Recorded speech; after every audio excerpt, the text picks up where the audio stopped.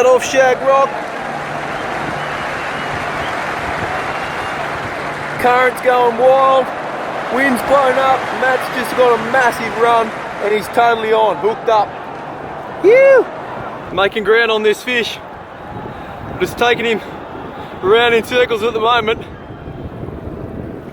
He's right on top of it, he said. We're back. Still stripping line this thing. Thought he was on top of it, but it's turned him around again. Righto, he's called Spanish. He reckons over a metre. Absolute cracking call to come out this afternoon in challenging conditions.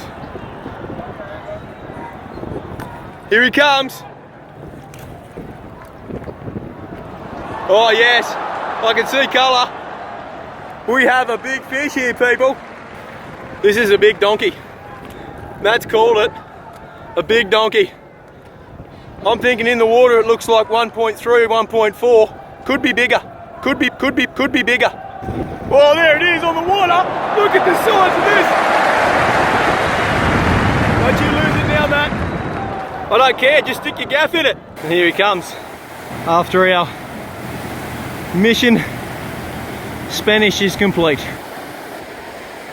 So Matt, can you tell me, how did you go today?